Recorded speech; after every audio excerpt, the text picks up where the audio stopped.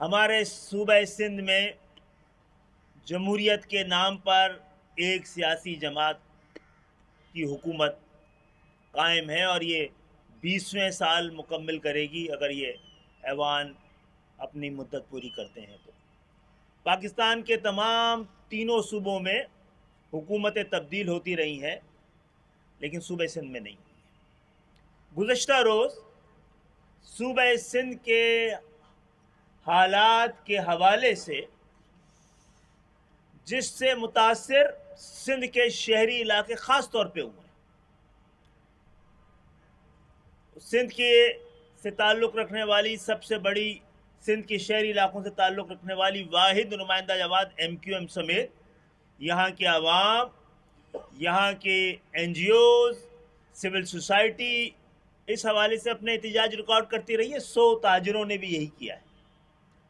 وہ جا کر یہاں پر حکمرانوں کو بتاتے رہے ہیں کہ کیا صورتحال بن رہی ہے، لیکن گزشتہ دنوں وزیر اعلیٰ سندھ اور پاکستان پیپلز پارٹی کے چیئرمین نے تاجروں کو دعوت دی تھی اور ہم یہ سمجھ رہے تھے، ہماری یہ خوش فہمی تھی کہ یہ تاجروں کو بلا کر گزشتہ 15 سال سے جو ان سے روا کیا گیا سلوک ہے اس کی تلافی کرنے کے لیے کچھ اقدامات کریں گے، کچھ ان کی تجاویز پر بات کریں گے، اور اس حوالے سے جو کوتاہی رہے گی، یہ جو ظلم جبر رہا ہے اس کے خاتمے کا نہ صرف اعلان کریں گے بلکہ ان سے معذرت بھی کریں گے۔ لیکن جو لب و لہجہ تھا وہ دھمکی سے کم کچھ بھی نہ تھا۔ معزز صحافی حضرات، یہ کیسا المیہ ہے، کیسا جبر ہے کہ کراچی اور سندھ کے شہری علاقوں کے یہ تاجر ہیں، یہ صنعت کار ہیں، یہ مختلف کاروبار کرنے والے چھوٹے دکانداروں سے لے کر بڑے دکاندار ہیں، جن کی حب الوطنی کے سب سے بڑے اظہار یعنی اپنی جانب سے بڑی ایمانداری سے ٹیکس دینے کا جو معاملہ ہے، پاکستان کے ایوان، پاکستان کی وفاق، اسلام آباد کے دارالخلافہ کے سارے اخراجات، نوکریوں پر پریولیج سمیت اور پورے سندھ کے چھوٹے پولیس کے موزوں اور جوتوں سے لے کر ایک چوکیدار کی تنخواہ کا انتظام سندھ کے شہری علاقے خاص طور پہ کراچی کرتا۔ ایک جانب وہ لوگ ہیں جو اس صوبے کو چلانے کے لیے 100% وسائل فراہم کرتے ہیں، دوسری جانب وہ لوگ ہیں جو اس میں ایک پائی کنٹریبیوٹ نہیں کرتے، جو 1% کنٹریبیوٹ نہیں کرتے۔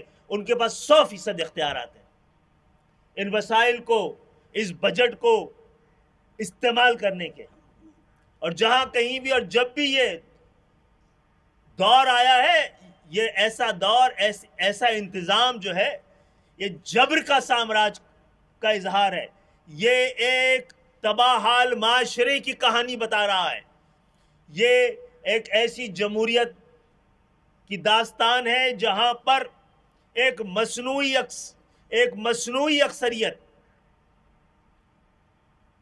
15 سال سے ملک پہ حکومت کر رہی ہے، اس صوبے پہ حکومت کر رہی ہے۔ حالات یہ ہیں کہ ان کراچی سے رکھنے والے تاجروں سے تو آپ نے بات کر لی ہے اور آپ کو بڑی تکلیف ہے کہ انہوں نے گلہ کہیں اور جا کے کیا ہے۔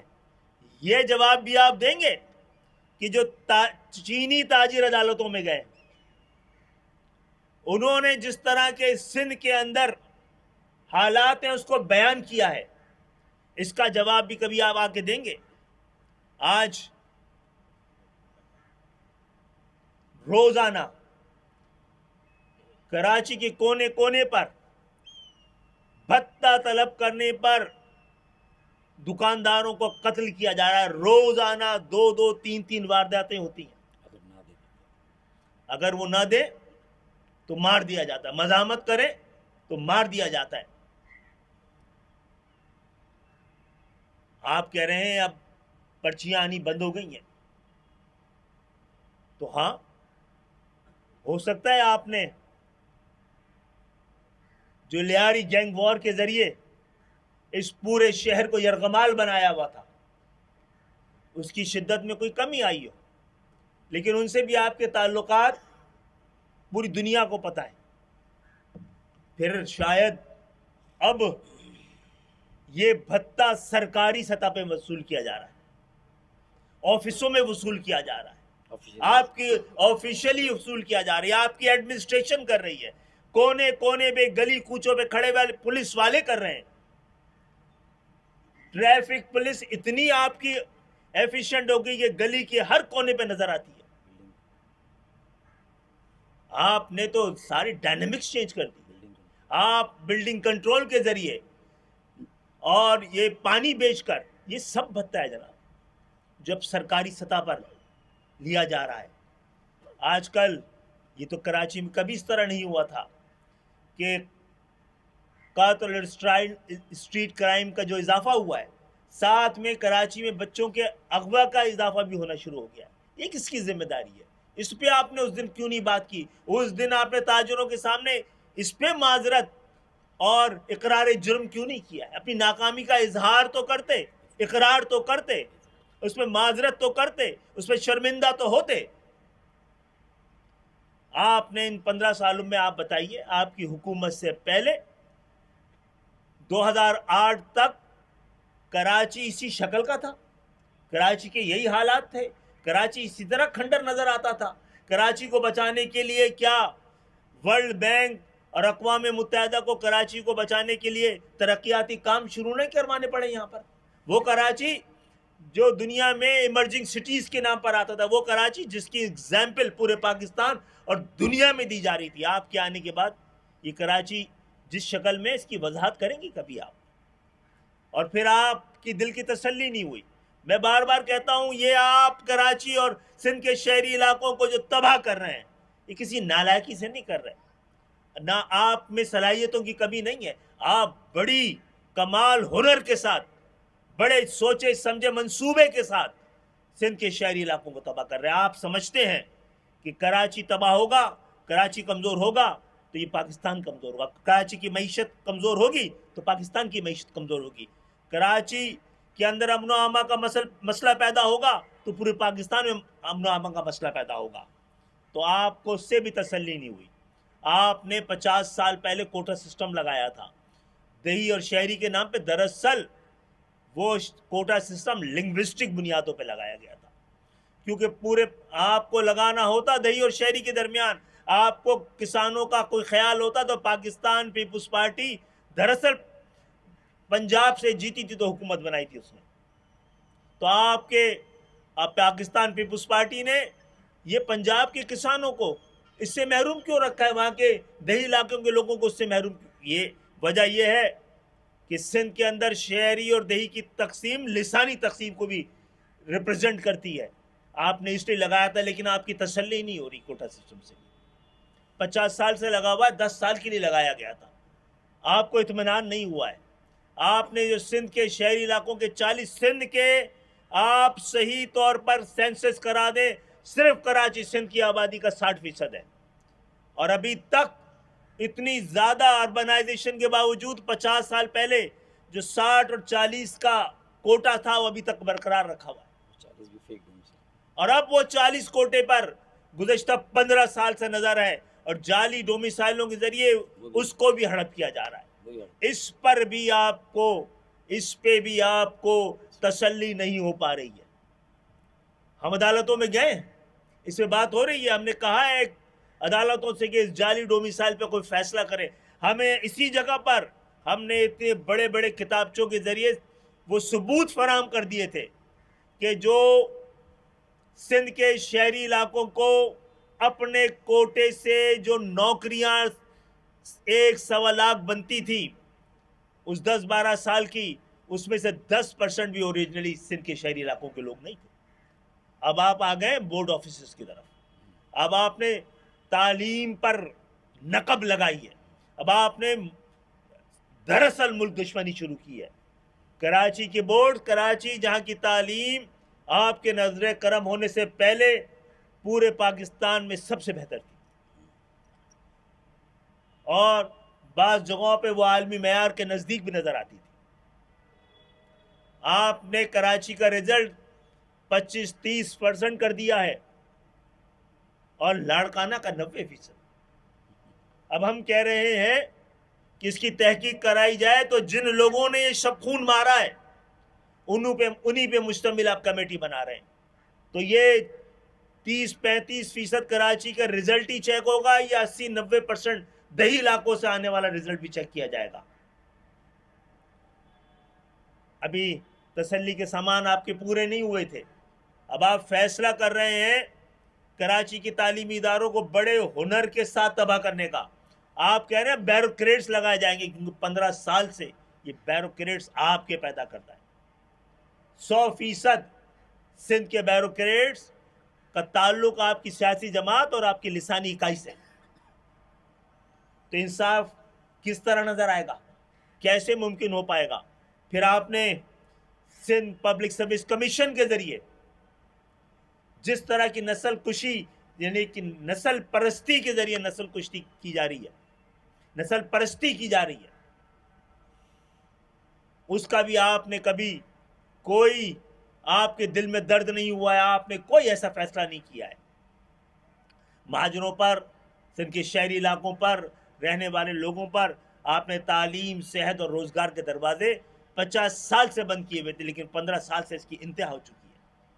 یہ کھنڈر کراچی پہلے نہیں تھا آپ کے آنے سے پہلے، کراچی کے امن و امان کے حالات آپ کے آنے سے پہلے ایسے نہیں تھے۔ آپ کے آنے کے بعد لیاری گینگ وار شروع ہوئی ہے، اور آپ کے آنے کے بعد لوگوں کو اغوا برائے تاوان کی وارداتیں کراچی میں شروع ہوئی ہیں۔ آج صورتحال یہ ہے کہ ایک طرف کراچی کے جو تعلیمی ادارے ہیں، یونیورسٹیز ہیں، ان کے اندر